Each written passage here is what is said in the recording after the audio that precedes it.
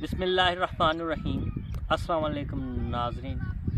हमेशा की तरह अज भी असी देहाती कल्चर ते व्लॉग तुहानूं दिखावांगे कि अज भी असी एक पिंड दे विच मौजूद हाँ जिथे मुख्तलिफ चीज़ां वा अंबां दे बागात भी आ देख सकते वीडियो दे विच अंबां दे बागात भी नज़र आ रहे हैं ते साडे अगली साइड ते बरसन भी बीजिया है। बरसन भी काफ़ी मकदार च लग्या होया वा तो सौंफ के पौधे भी आ। सौंफ भी तुहानूं दिखाते हैं। सौंफ भी माशाअल्लाह काफ़ी अच्छी खासी उगी हुई है तो देख सकते मुख्तलिफ किस्म का माहौल है। माशाअल्लाह हवा चल रही है तो धुप भी कड़ाके दी है तो धुप फील नहीं हो रही।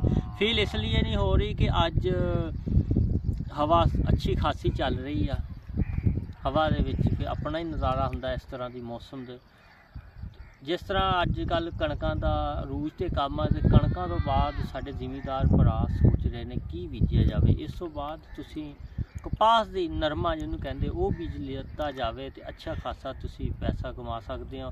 यानी ज़मीन खाली भी रहनी तो भरपूर तरीके के नाल तुसी नरमा बीज लो। नरमे के भी अच्छे खासे पैसे कमा सकते हो स्प्रेयां स्प्रूआं करके। मैं क्या अज मफीद मशवरा एक दोस्त बेलियां दे दिए कि नरमा भी एक अच्छी फसल है तो अच्छी फसल तुसी बीज सकते हो तो क्या बात है जी। तुसी मेहनत करो। मैं क्या अगला मशवरा भी दस दिए कि हुण गंदम तो बाद तुसी अपना अगला सरमाया कित्थों कमा सकते हो तो मजीद सरमाया कमाने लई सानू फिर नरमा बीजना चाहिए। जे होर कोई आइटम बीजनी है होर भी बीज सकते हो। ना मक्की का सीजन है ना मक्की भी बीज सकते हो तो इस तरह दीयां चीज़ां बीज के असी अपनी ज़मीन नूं खाली ना छड्डीए कोई अगली फसल की भी तैयारी करिए।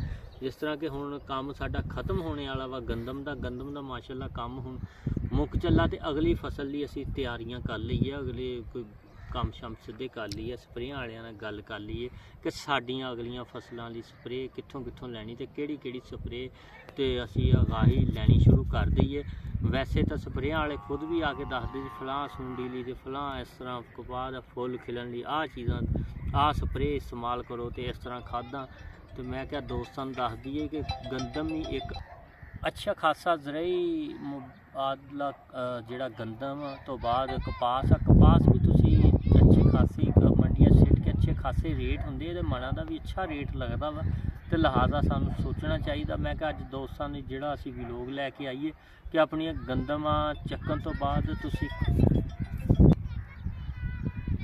चलो देहाती माहौल का माशाअल्लाह एक अपना ही लुत्फ भी आ। तो मैं क्या दोस्तों अज बैठे हैं तो अज मजीद होर असी मशवरा दे दईए तो बाकी एक बार फिर तुहानूं आले दुआले का राउंड कराने कि किस तरह का साडा अज जिथे असी बैठे हैं तो माहौल ने अंबां दे खेत ते बागात किस तरह वा जी। साडा कैमरा मैन तुहानूं सारे पासे कैमरा फोकस करके एक बार घुमा के दिखाएगा हर पासे कि किस तरह का माहौल आ जी। दिखाइयो जी हर पासे किस तरह का माहौल तो क्या क्या लुत्फ है जी, क्या नज़ारे आ रहे हैं।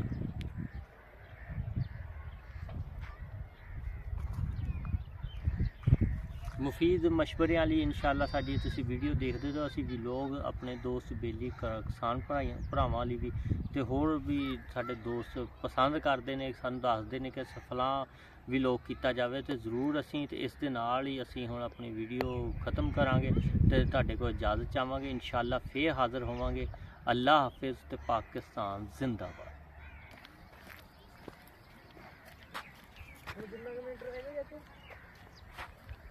हिसाब